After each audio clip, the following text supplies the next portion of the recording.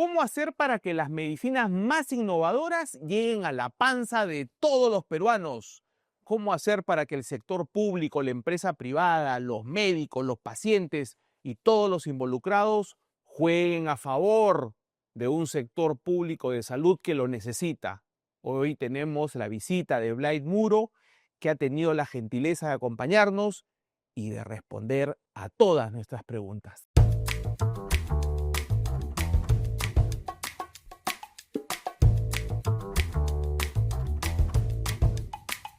Bienvenidos a Innovadores, bienvenidos a la quinta temporada. Ya estamos finalizando la quinta temporada. La verdad es que yo no esperé ni siquiera la primera, pero acá estamos y estoy muy contento porque hoy día vamos a hablar sobre algo muy relevante para todos los peruanos y estamos hablando de la innovación en salud. Por ejemplo, cómo acceder a las medicinas de última generación, que están en el mundo entero, pero que de pronto acá no llegan. Cómo las asociaciones de pacientes toman un rol preponderante para que esto ocurra. Cómo el Estado tiene que modernizarse, actualizarse para que estas cosas ocurran y lleguen los mejores tratamientos.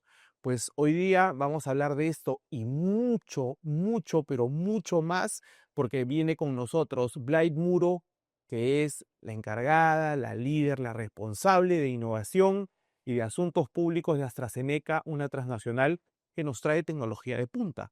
Así que bienvenida, Blade, qué lindo que estés con nosotros, porque además eres una innovadora conocida, eres de la casa y me encanta que hoy día tengas un rol que conecte tus pasiones, que es la innovación y los asuntos públicos. Bienvenida.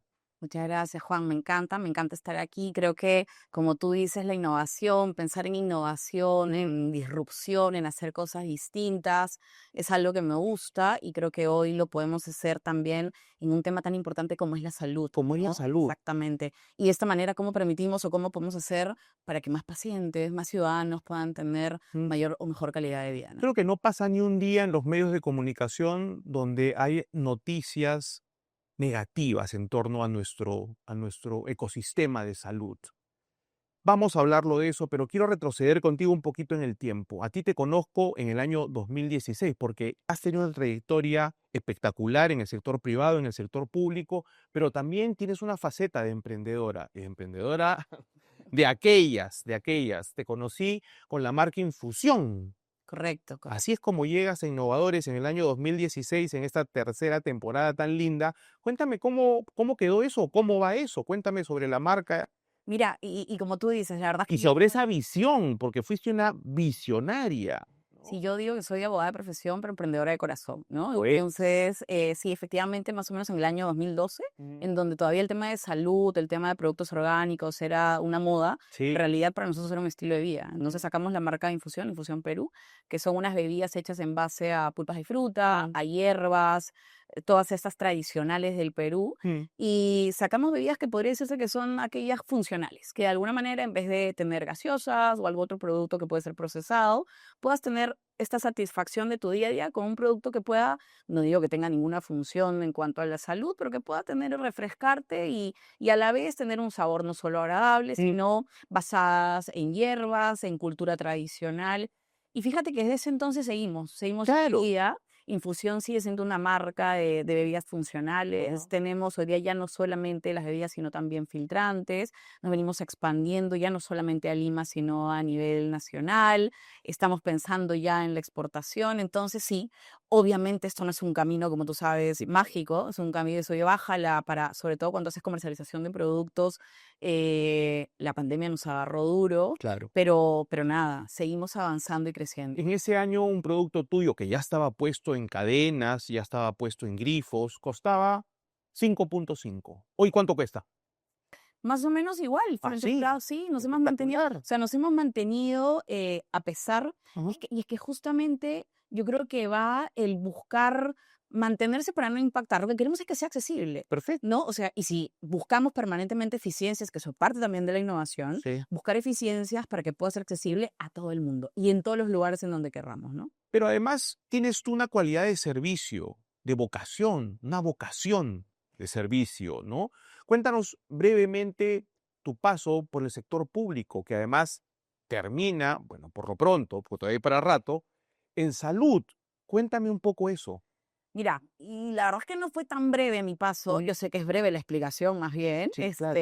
pero sí, yo tengo una vocación de servicio en general. Yo creo que parte de este compromiso, el de poder impactar, yo he estado en el sector público en distintos roles, en distintas entidades públicas. He tenido la posibilidad de ver el sistema de abastecimiento público, es un rol importante. He estado trabajando con emprendedores cuando trabajé en el Ministerio de la Producción y efectivamente mi último paso por el sector público fue el sector salud y fue específicamente a través de ver todo el tema de cadena de abastecimiento y de trabajar para poder justamente brindar a la ciudadanía o a la población de medicamentos de manera oportuna. Y trabajé en el Instituto Nacional de Salud en la época de la pandemia. Entonces fue una época dura, difícil, donde uno puede ver las brechas que tenemos, pero cómo convertimos esto, y eso fue lo que quedó para mí, cómo convertimos esto en oportunidades, cómo seguimos construyendo. Además, en dos instituciones que son, digamos, insignias de la salud. Estamos hablando de salud y estamos hablando del INS, ¿no? Problemas graves sin duda, muchas oportunidades sin duda, pero buques insignias de un país que lo necesita. Y seguro a partir de eso es que habrás encontrado, digamos, áreas de oportunidad que hoy estás abordando de alguna manera. ¿Sientes que el paso al sector, digamos, privado ayuda en tu caso, en tu misión, en tu propósito? Sí, yo creo que una de las cosas, las primeras cosas que me parece que son relevantes es la posibilidad de trabajar público-privado. O sea, yo creo que eso, o sea, no hay forma que podamos trabajar de manera aislada. Yo creo que esta mirada de trabajo colaborativo es indispensable. Cuando uno hace innovación, tú lo sabes, Sí. el trabajo colaborativo es esencial. Y la colaboración y articulación es esencial para todo. Entonces, algo que yo me di cuenta estando ahí es la necesidad de articular de manera transparente, pero sobre todo generar estos espacios de confianza con el sector privado. Y eso es lo que trato de hacer desde el sector privado hoy en día, Y conociendo estas rutas dentro del sistema público. Blay, sientes, porque esto de la colaboración en nuestro ecosistema funciona, ¿no? Todos nos ayudamos, todos estamos con la puerta abierta. Es una cosa que a mí, es una de las cosas que a mí me llamó poderosamente cuando pasé del corporativo a esto casi 10, 12 años atrás. Pero lo sientes que esto es viable, esto es posible en el sector público y en el corporativo. Qué Totalmente. O bueno. sea, yo creería, me he encontrado con muchas personas del sector privado a la que las he invitado a sumarse a trabajos con el sector público y debo señalar que muchas veces hay esta reacción, no, no, gracias, no me involucres, no con el sector público, pero yo debo decir es que el trabajo, para mejorar el trabajo o para mejorar los resultados que esperamos en nuestro país y por qué no en Latinoamérica, necesita un trabajo colaborativo. Esto no es un trabajo solo del Estado, cerrar brechas es un trabajo de todos. Entonces, creo que si vamos con esta actitud propositiva, colaborativa, no es fácil. Hay que ser persistente, hay que ser transparente, hay que generar evidencia, hay que generar colaboración, pero si se logra. Yo te puedo decir hoy día que desde AstraZeneca, que tiene este compromiso además colaborativo, nosotros venimos logrando resultados y venimos viendo esa voluntad del sector público de poder trabajar con el sector privado. Ahora, puede ser que también las voluntades estén, pero al final lo que buscamos es materializar cosas, Correcto, sobre todo en salud. correcto. ¿Has logrado visualizar, sentir, oler, tocar? Sí, sí, nosotros sí, mira, yo te puedo contar rápidamente 3 Sí, claro. proyectos que tenemos ahorita avanzando ya con resultados tangibles, ¿no? Tenemos, te diría, un proyecto regional, un proyecto a nivel de Lima con un hospital de nivel 3 y tenemos un proyecto en un instituto especializado. El proyecto regional se llama Más Salud en Comunidad. Es un proyecto de AstraZeneca que nace en Latinoamérica, que viene implementándose en distintos países y en el caso del Perú viene trabajándose con el gobierno regional de Cajamarca. Ok. En Cajamarca, en el que conectas una zona muy remota, vulnerable, integras la red de salud desde este punto remoto al hospital nivel 2, que es el hospital de complejidades, y con telemedicina, con tecnología, con equipamiento, ayudas y evitas que esta ruta del paciente, que es dolorosa porque tiene traslados grandes, porque tiene que esperar mucho tiempo para las referencias, se acorte. Esa es nuestra hipótesis. Y aquí no solamente colabora el sector público, sino los médicos. Entonces, ese es nuestro primer ejemplo. Otro ejemplo es la implementación, que además ha salido en los medios, de soluciones de inteligencia artificial con startups, una startup de la India, Cure, una solución que está puesta en el Hospital María Auxiliadora. ¿A qué te ayuda? Te ayuda al diagnóstico, a acelerar la identificación de potenciales nódulos pulmonares, por ejemplo. Ok. trabajar en la salud pulmonar del país. ¿Esto qué hace? Que un paciente que pueda tener un riesgo potencial de alguna enfermedad oncológica pulmonar, lo que te hace es que lo pone en la prioridad del radiólogo para acelerar un diagnóstico y que vaya al camino y a las especialidades que requiere. 3 proyectos interesantes. ¿Cuánto te tomó materializar eso? Mira, hay que tener paciencia. Nos ¿Pero tomó cuánto? presentar el proyecto, yo te diría que desde el momento en el que empezamos las conversaciones, Ajá. debe haber sido un año. Pero 1 año es nada. Sí, O sea, ¿dónde hay más Blight Muros para clonarte y sacar 30, Un 40 año y medio, proyectos? ¿no? O sea, ya ¿No? venimos trabajando ahorita. El último mes hemos tenido un impacto grandísimo en el hospital. Ya Mm. más de 1000 placas leídas tan solo en un mes.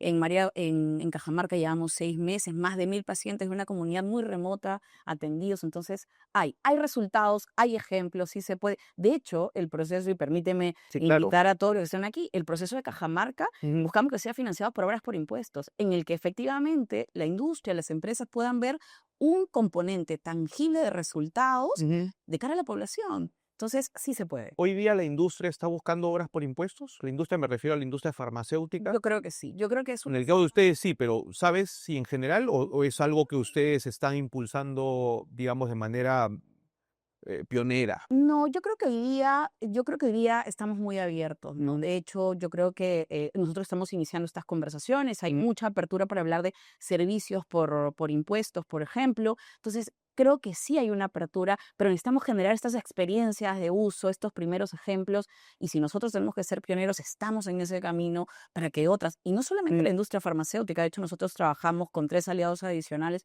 uno dedicado a la conectividad satelital, Hispasat, otro dedicado a la salud ocupacional, Pulso Salud, y otro dedicado al equipamiento o a los dispositivos para diagnósticos, sistemas analíticos. Entonces, estamos todos, no todos son farma, no todos están relacionados a la salud, pero muy comprometidos con mejorar la salud de una manera constructiva y sostenible principalmente. Espectacular, Blight. Una última pregunta para respuesta rápida. Si tú tuvieras que determinar, digamos, cuáles han sido los últimos hitos de modernización del Estado peruano con respecto al sector, ¿cuál sería? Mira, pensando en innovación, en tecnología, en transformación digital, hace poquito acaba de aprobarse la Agenda Digital para el sector salud al 2030. ¿Esto impulsado por qué Por el institución? Ministerio de Salud. Por el MINSA. Sí, y yo creo que eso hay que celebrarlo y aplaudirlo. Yo creo que hay que acompañarlos. De hecho, nosotros somos actores relevantes para poder trabajar desde el Hub AstraZeneca, que no te comenté, tiene más de 25 hubs de innovación alrededor del mundo. En ese trabajo colaborativo, público-privado, academia, instituciones de salud, profesionales de la salud, y justamente trabajar incluso haciendo difusión, conocimiento de esta agenda y que todos nos sumemos a contribuir en ella, es esencial. Entonces, Perfecto. hay que celebrar y hay que participar activamente en estos procesos. Buenísimo, no sabía esto del MINSA y la verdad que sí, hay que celebrar lo que nuestras instituciones públicas hacen. Falta mucho, Sin duda. sin duda, pero hay que celebrar también lo bueno, así sea poco, y impulsarlo y ayudar, que eso es importante. Así que, Blight, gracias por venir. Los espero a todos en el siguiente bloque y ya saben, hay innovación en salud, hay innovación en el sector público. La empresa privada, las corporaciones, el Estado, otras instituciones se tienen que unir para de manera colaborativa impulsarlo. Y bueno, hay un gran reto. Los espero en el siguiente bloque. Chau.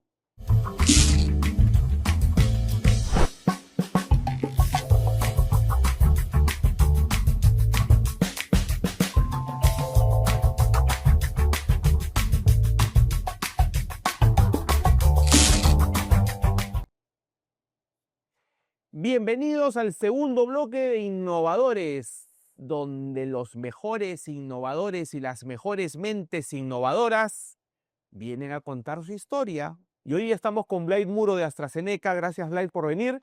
Y hoy día te vas a enfrentar a nuestra producción, que hace unas preguntas espectaculares para saber un poco más de ti. Así que suerte con tu primera pregunta.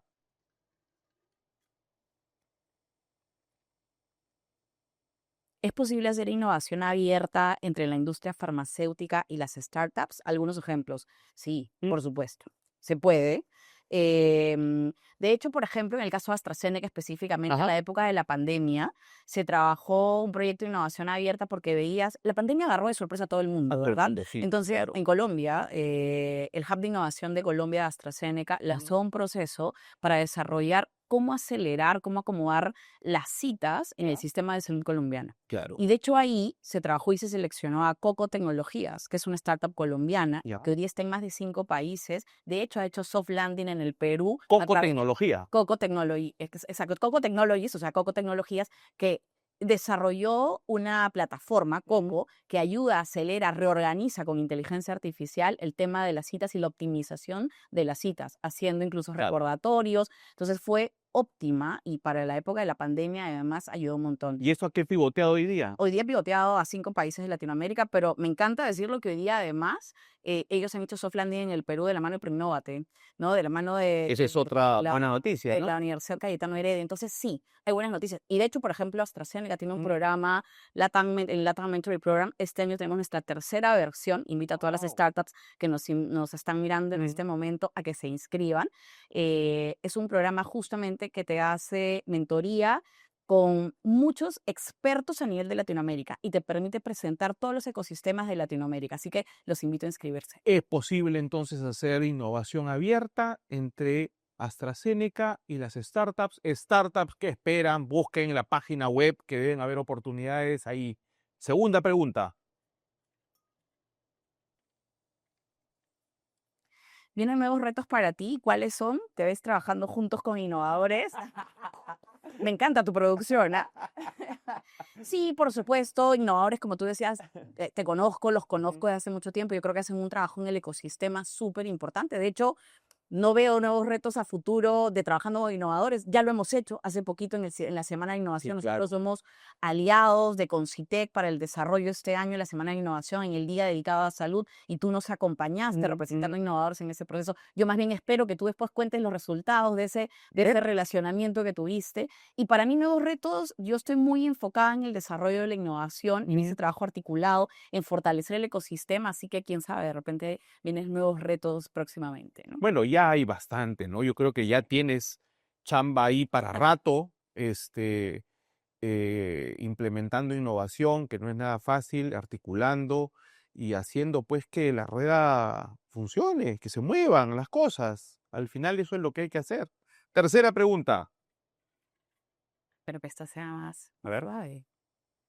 ¿Cómo trabajar con aliados externos, nacionales e internacionales? Perdóname ahí que te interrumpan, simplemente un comentario. En tu caso, al venir de una transnacional, no solamente pues tienes la mirada local, resulta que ahora, y creo que es la primera vez que trabajas en una transnacional, tienes, no sé si una mirada LATAM o una mirada global, ¿no? Sí. Pero cuéntanos un poco sobre eso. Mire, tienes toda la razón. Yo creo que más allá incluso de una corporación transnacional, hoy como ciudadanos tenemos que vernos como ciudadanos del mundo, ¿no? Hoy día ya el Perú no tiene fronteras, ¿no? Lo primero nos tenemos que ver con los países vecinos, vernos como parte de LATAM, qué experiencias hay en LATAM. Y por supuesto, en el caso mío, estando en AstraZeneca, vivimos el día a día de lo que viene ocurriendo en países Colombia, Chile, Ecuador, el clúster andino, por ejemplo, pero también lo que ocurre en Brasil, en México, que están muchos pasos más adelante. ¿Cuánto más? ¿Bastante más? Mira, de hecho son países más grandes Claro. y el desarrollo en cuanto a innovación, tecnología, también es mucho más avanzado. Entonces podemos traer esa experiencia en un trabajo colaborativo permanente, ¿no? Tenemos a líderes de innovación en cada uno de nuestros países. Tan solo Latinoamérica tiene 6 hubs de innovación. Claro. En Camcar, en México, en Brasil, que por su tamaño son uno solo. Southcon tiene otro. Perú, Ecuador y Colombia tienen un hub de innovación en cada uno de los países. Entonces hacemos un trabajo permanente colaborativo.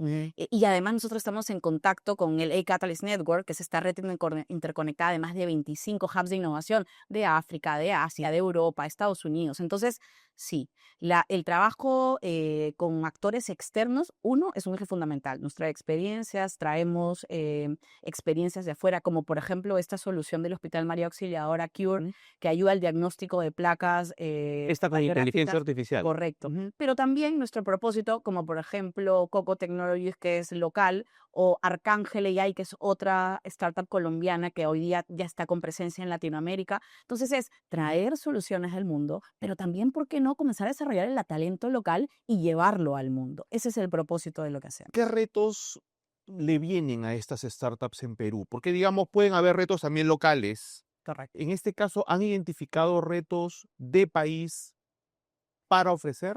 Mira, yo creo que uno de los retos más grandes, que a mí me encantaría que el sector público comience a alinearse, el sector salud, la Secretaría de Transformación Digital. Entonces, creo que hoy día el Ministerio de Salud, por ejemplo, hablando de retos en salud, Sí. la Secretaría de Transformación Digital viene trabajando articuladamente en sacar Mm. el reglamento de la ley de inteligencia artificial. Eso es fundamental. Ujú. Uno, sacar el marco normativo. Dos, la gobernanza. Creo que es indispensable. Y tres, creo que el país tendría que comenzar a decir las prioridades de país en temas de salud son esto, las verticales son estas. Ujú. Entonces, de manera tal que todas aquellas startups, emprendedores, científicos, comiencen quizá a mirar y a priorizar, porque eso es lo que nos va a ayudar a cerrar brechas. Falta un marco, dices tú, O finalmente. sea, existe el marco, falta el desarrollo, Mm. la implementación y que esto tenga una gobernanza clara, Claro. pero además las prioridades. Porque hoy día tú ves a muchos startups haciendo desarrollo y creo que ahí es súper importante enamorarse del problema antes que de la solución, Sí, claro. ¿no? Entonces, como decía el creador de Wise, entonces creo que es súper importante para enamorarte del problema tener claro cuáles son los problemas, ¿no? Y en el Perfecto. país tenemos muchos. Ok, Blay, una última pregunta rápida, respuesta rápida. Que ya me están mirando la producción así con metralleta. ¿Qué aspecto de AstraZeneca te enorgullece más? Uy, muchísimos. O sea, la verdad es que yo llevo casi 4 años en AstraZeneca. 4 años ya. Sí, es una compañía muy comprometida desde la perspectiva de mi propósito personal, que es poder contribuir en mejorar la salud. Hay un propósito compartido, o sea, yo me siento muy alineada con eso. Además, es una compañía que ayuda al equilibrio vía trabajo, que te promueve muchísimo. A lo largo de 4 años yo creo que he tenido mucho crecimiento, entonces sí, me siento muy orgullosa de trabajar en una compañía en la que hay equidad de género, en el que hay inclusión, en el que trabajamos de manera articulada, colaborativa. Entonces sí, me siento muy orgullosa de las oportunidades que he tenido. Super, Blay, gracias por participar de nuestra super pecera mágica. Espero que te hayan gustado las preguntas.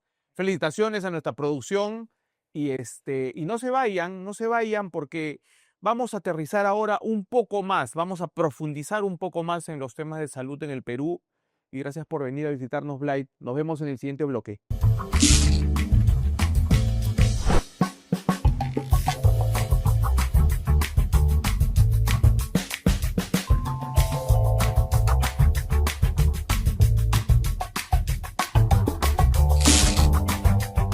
Bienvenidos al tercer bloque y último de Innovadores, donde las mentes más innovadoras vienen a contarnos historias. Y hoy día estamos con Blay Muro de AstraZeneca y hay algo que creo que teniendo la oportunidad de tenerte con el perfil que tienes, con la experiencia que tienes de haber pasado por el sector público en medidas, digamos, con mucha profundidad y ahora en el sector privado, pocas veces voy a tener yo la oportunidad de hacer este tipo de preguntas, pero digamos, qué has aprendido? ¿Qué aprendizajes has traído del Estado al sector privado? ¿Cuáles son los grandes aprendizajes de un lado para lo que estás haciendo ahora? Mira, es una excelente pregunta porque normalmente te la hacen al revés, Así es, ¿correcto? Y yo creo que el sector público te deja muchos aprendizajes. muchísimo, Uno, pienso yo. Uno, que yo creo que hay que sentirse muy orgulloso de lo que puedes hacer estando en el sector público. O Ujú, sea, una persona tiene la capacidad de impactar a millones. En los roles que he tenido la capacidad de ver cómo una decisión, ujú, una firma, un contrato, podía generar un impacto en millones de personas. De así hecho, mi es. compromiso, por ejemplo, y mi propósito, me di cuenta de este propósito personal. Un día estaba en una de estas instituciones en las que trabajaba y veía la cola de unas personas mayores esperando un producto. Ujú. Y yo decía, esto no puede ocurrir, ¿no? Tenemos que acelerar los procesos, tenemos que mejorar los procesos en las instituciones públicas. Entonces, sí, el rol de una persona comprometida en el sector público tiene impacto en millones de personas y quizá en el sector privado no siempre lo vemos de esa manera o no todos los roles tienen esa capacidad. Entonces, cuando yo llego a AstraZeneca, en el rol además que me permite la compañía desempeñar, Ujú. creo que articular esto, traer esta experiencia de lo que se puede hacer y contribuir desde el sector privado al sector público para que logre este objetivo de impactar es algo que he traído y que creo que es súper valioso. Tú has llevado la necesidad, pienso yo, esa cara del rostro del ciudadano que necesita lo que hoy día la industria tiene. Pero para que eso ocurra, hay que mejorar en varias cosas. Correcto. Por ejemplo, el tema sí, de los procesos justamente de, de la evaluación de tecnologías sanitarias, por ejemplo, las famosas ETS, que donde entiendo yo se quedan muchas medicinas innovadoras. ¿Cómo vencemos eso para que el país tenga acceso a tratamientos innovadores que funcionan en el mundo, pero por nuestras medidas de pronto anticuadas no, no funcionan? Mira, yo creo que tenemos expertos en nuestro país, ¿no? Las instituciones regulatorias son expertos, tienen un camino, pero yo creo que lo que nos toca es justamente comenzar a mirar lo que pasa en el mundo, como tú bien lo dices, ¿no? O sea, hay tratamientos, hay moléculas en el mundo que están viendo, que están siendo aprobadas, que vienen siendo utilizadas por mucho tiempo, Claro. ¿no? Entonces, creo que eso es lo que tiene que ocurrir en nuestro país. No podemos estar más atrás que otros países, O sea, el ¿no? paciente al final mira y dice, pero ¿por qué lo usa Chile? ¿Por qué lo usa Colombia? ¿Por qué lo usa Brasil? ¿Por qué lo usa Argentina? ¿Y por qué no lo uso yo? Y yo creo que hay que ponernos a pensar, ¿qué pasa si fuéramos nosotros los pacientes? ¿Qué Claro. pasa si fuera el que toma la decisión un paciente o un familiar? Entonces, o sea, yo creo que ahí la decisión tiene que pasar por el derecho a la salud, tiene que pasar por lo que ocurre en otros lugares. Por supuesto que hay que garantizar siempre, y esto no podemos perderlo de vista, la calidad para efectos del paciente. Ujú. Entonces, yo creo que hoy, yo espero, han salido marcos normativos y hay que aplaudir y celebrar los marcos normativos. Por Hay ejemplo, una ley hay, en de el caso enfermedades raras y huérfanas, por por ejemplo, en el ejemplo. caso de enfermedades raras y huérfanas, en el caso de oncología, han salido las leyes, han salido sus reglamentos, entonces están trabajándose hoy en día en los marcos normativos de las evaluaciones de tecnologías sanitarias. Y yo creo que este proceso es un proceso en el que esperemos haya esta apertura de la escucha de justamente todos los actores que participan alrededor. Yo creo que eso es fundamental, escuchar a todos los actores y escuchar lo que pasa en el mundo. No podemos ser un país aislado a lo que pasa en Así el mundo. es. Yo creo que esa es la primera invitación. Y yo creo que hoy día ¿Y eso cómo hacemos eso, Blay, para que las autoridades realmente escuchen, ¿no? Yo veo que se hacen congresos, talleres, todo lo que se te ocurra para hacer incidencia, pero no se mueve la aguja. En esto, específicamente, mira, yo creo ¿qué más podemos yo hacer? creo en la rendición de cuentas. Ok. Yo creo que hay que explicar, o sea, en la transparencia. Yo lo he visto y te voy a contar un caso de Ecuador, ¿no? Ujú. Por ejemplo, cuando ingresa un medicamento a lo que sería su cuadro nacional básico de medicamentos. Ok. Y eso ocurrió hace 2 años, me parece. El marco normativo establecía, sí, yo te voy a decir por qué ingresaste o por qué no ingresaste. Y con la claridad de decirte por qué no ingresaste. Entonces yo creo que estas evaluaciones deben tener un resultado, si es que es un resultado positivo o un resultado negativo, Ujú. una claridad en las respuestas, que permita justamente que el paciente que se ve beneficiado o perjudicado pueda leer y decir por qué sí o por qué no, de una manera objetiva, Claro. ¿no? En el cual se puede evidenciar que efectivamente se ha pensado en el paciente. Yo creo que eso es como lo más relevante, la accountability, podría decirse, en la toma de decisiones. Otro tema importantísimo es, ok, imagínate que lleguen tratamientos, es decir, que la industria, que hoy no mira de pronto al Perú como en otros países, miren porque ven un marco que funciona, llegan las medicinas, se evalúan de otra manera, procede, pero luego, ¿y el presupuesto para la compra? Porque estas son medicinas, en el caso oncológico, en el caso de enfermedades raras y huérfanas, son compras que hace el país. Uno no puede ir a comprar la medicina a la farmacia. Estoy bien.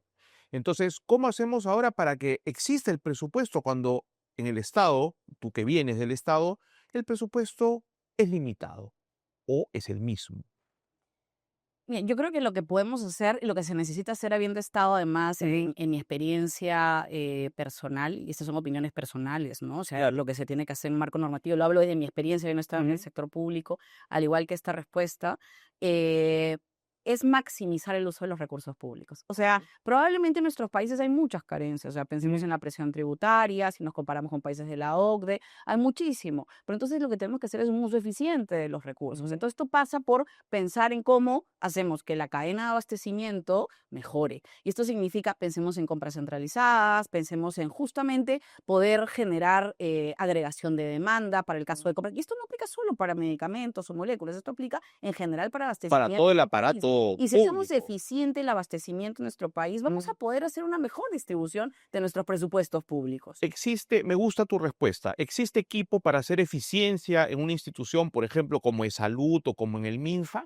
Yo creo que sí, yo creo ¿Ya? que sí, yo creo que hay que ser experto. Habiendo estado yo en el abastecimiento, yo creo que sí hay voluntad, pero necesitamos continuidad también, ¿no? Porque para poder desarrollar políticas, para poder hacer cambios o para poder darle continuidad a sistemas que pueden ser complejos. O sea, Claro. estamos hablando de miles de millones que se manejan en las instituciones públicas. Entonces hay que darle continuidad a los tomadores de decisión para que puedan agarrar y entender inicialmente que esta curva de aprendizaje que a veces no es tan corta Ujú. y que puedan darle continuidad a la toma de decisiones, que los abastecimientos puedan ser no de meses, sino que puedan ser de largo aliento. Entonces hay estrategias de abastecimiento que, insisto, no solamente se aplican al tema de sector salud, sino en general. Mm. Entonces, si lográramos, a veces perdemos de vista, es como hablamos de un gran plan y yo se lo digo a mis alumnos, ¿no? Mm. Calidad en las contrataciones o planificación de las contrataciones. Y yo creo que todo empieza por la planificación. O Mm. sea, si verdaderamente pensáramos en que queremos lograr cuál es nuestro gran objetivo país y decantáramos en que esto empieza por la adquisición, el abastecimiento de los insumos que van a dar lugar a estos grandes objetivos, entonces pensaríamos en que aquí tenemos que poner mucha fuerza y mucho esfuerzo. Entonces, creo que la gran pregunta que tenemos que hacer es cuánta fuerza y esfuerzo estamos poniendo ahí. Entonces, esa sería mi invitación con relación al abastecimiento Fantástico. y en el que llegue, porque solo así vamos a poder garantizar que las políticas se cumplan, políticas nacionales en salud, en educación, en infraestructura, se logren. Ujú. Cuando vemos una correcta planificación y garantizamos que eso sea con maximización de los recursos. Al final, el gran indicador de que un tratamiento llegue a los pacientes es que esté en la panza, ¿correcto? Es que esté. Y creo que estás abordando un tema fundamental, que es justamente lo que llamamos en el sector privado la última milla. ¿Cómo llega esa medicina o ese tratamiento a la panza de un niño, de una madre, de un padre, de un anciano, de un enfermo? ¿No? Y eso es, creo que, la gran área de oportunidad que tiene este país y no se aborda. Y el mejor tratamiento es el que está disponible, como dices al final. Entonces, la disponibilidad, la oportunidad de la disponibilidad es fundamental. Y ojo, podemos tener los mejores tratamientos del país. Tú hablabas acerca de las evaluaciones, importantísimas. Pero nada de esto es relevante en frente a lo que se hace si es que no tenemos un diagnóstico oportuno. Entonces, no Así podemos es. perder de vista el panorama completo. Entonces, trabajar, por supuesto, en prevención, en promoción, pero el diagnóstico y un diagnóstico Mm. que sea oportuno. Entonces, yo te contaba los proyectos que tenemos, salud pulmonar, hablar de un diagnóstico, por ejemplo, en cáncer de pulmón. Si no empezamos con un screening oportuno, una derivación para que un paciente no se pierda en el sistema, que pueda llegar al neumólogo, al oncólogo de manera oportuna, para una enfermedad tan mortal, por ejemplo, o sea, en realidad lo perdemos, perdemos al paciente en el sistema. Entonces, sí, los tratamientos son indispensables, pero si no empezamos por un diagnóstico, ¿y esto qué implica? Comenzar a pensar qué pasa en nuestro sistema de salud, entender las rutas de nuestro sistema de salud. Hay mucho trabajo por hacer. Blay, posiblemente la gran solución también a ese presupuesto que hay que optimizar se llame prevención. Correcto. ¿Correcto? Sin embargo, poco se hace o poco se invierte en prevención. Y creo que esa es una salida. ¿Por qué? ¿Por qué, Blay? ¿Por qué no creemos en la prevención? Algo está pasando ahí. Mira, yo creo que puede ser incluso cultural, ¿no? O sea, a Mm. veces yo creo que hay muchos factores, ¿no? Mm. O sea, puede ser desde la población que vive en zonas periféricas, en zonas vulnerables, en la educación que puede existir respecto al miedo que existe para poder asistir a un chequeo. O sea, hay muchísimos factores, ¿no? Entonces, yo creo que debemos trabajar en educación y prevención. Imagínate por qué no pensar en que las niñas en el colegio puedan ver un video, podamos enseñarles a que se puedan autotocar para que puedan de alguna manera ver si tienen y aprendan desde chiquitas a Claro, hacer este proceso. claro. Entonces, creo que desde ahí, desde la educación, desde el colegio, deberíamos empezar a pensar en esto, en prevención y promoción. Hay que cambiar de alguna manera, empezando por la cultura, y eso es de largo aliento. Pero además de eso tienes retos de infraestructura, retos de acceso, Sin duda. retos de... Entonces, hay que empezar, pero hay que empezar por algo. Entretenidos vamos a estar con Sí, tanto reto. sí. Escúchame una cosa antes de irnos. El rol de los pacientes. Hoy día las asociaciones de pacientes cumplen un rol para mí fundamental en todo este ecosistema de salud. Tú que tienes ya 4 o 5 años en el sector privado, ¿cómo ves el desarrollo de las asociaciones de pacientes y el rol que cumplen en el Perú? Bueno, yo creo que las asociaciones de pacientes tienen esa voz del paciente. O Ujú. sea, yo creo que no hay nada más legítimo que un paciente que puede contar su causa, Mm. ¿no? Entonces, yo personalmente tengo un familiar paciente oncológico, Ujú. personalmente. Entonces, quiero hablar desde mi experiencia, en Claro. realidad, y la importancia de ver de cerca lo que no solamente el paciente, siendo un cuidador del Mm. paciente oncológico. Que eso es Entonces, algo que nadie ve también, ¿no? no, No solamente es el paciente, sino quien cuida al paciente. correcto. Entonces es siendo cuidador los retos que hay, el transitar la ruta del paciente, el llevarlo al sistema de salud, el de las ¿Te citas. toca ver estos casos también, Blay? Lo cuento desde mi experiencia, Mm, inclusive. Entonces te puedo decir que es muy difícil, mm, muy difícil. Entonces sí, mm. creo que tiene un rol muy importante. Blay, pasemos a algo también importante. AstraZeneca es una organización grande, inmensa, mueve mucho. ¿Cuál va a ser parte del portafolio que está pensando AstraZeneca traer al país? Creo que la penúltima, nos ha sensibilizado a los dos, Sí. sin duda. Y sí, y creo que eso es importante desde la mirada del paciente, del cuidador, y hay que hacer un trabajo como sociedad en ese sentido, ¿no? Trabajemos mucho en educación y prevención, es mi invitación en realidad. Y sobre el portafolio, sí, AstraZeneca es una compañía innovadora, tiene un portafolio muy robusto que viene principalmente en lo que se ¿En qué se va refiere a enfocar en en oncología, principalmente en oncología? oncología. Entonces, yo los invito.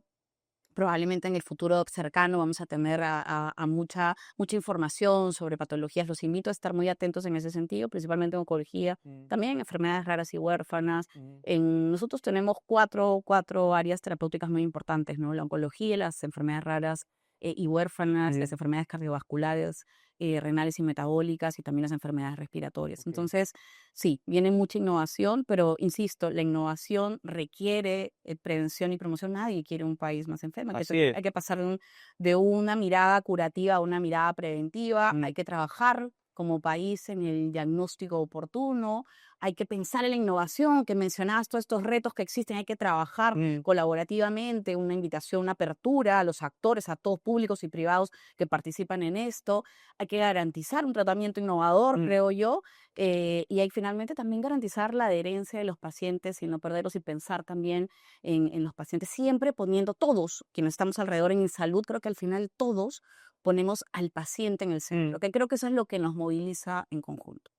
Bueno, yo creo que acabas de cerrar con algo muy importante y, y sí, pues este clamor de los pacientes. Al final, nuestro país tiene que pensar en los pacientes, pensar en sus familias. Y si logramos centrar eso, pues todo lo demás debiera girar y darles, abastecerlos de todo lo que se necesita. Y a veces se pierde esa mirada. Y ojalá que desde tu rol, desde la industria y desde todos los que nos toca, podamos pues sentirnos un poco más orgullosos de nuestro sistema de salud y que tengamos menos pacientes, que tengamos menos enfermedades, que nos preocupemos por la prevención, que nos preocupemos por la cultura de nuestros niños, de nuestras niñas, para que podamos enfrentar con mejor salud, y salud finalmente es vida y vida es progreso. Así que gracias, Blay, por venir. Gracias, Juan. ¿Algo que quieras agregar? No, yo te agradezco enormemente la entrevista. Los invito a seguir nuestras redes, invito a tus startups, hablando de innovadores, a que revisen la información. En LinkedIn tenemos mucha información de nuestro programa de mentoría LATAM para este 2025, y seguro que van a haber más novedades nuestras. Gracias, Blay, por venir. Y gracias a todos ustedes. Creo que este ha sido un programón. Hemos hablado de cosas espectaculares. Espero que hayamos aprendido todos. Y nos vemos en el siguiente capítulo de Innovadores, donde los más innovadores y las mentes más innovadoras vienen a conversar con nosotros. ¡Chao!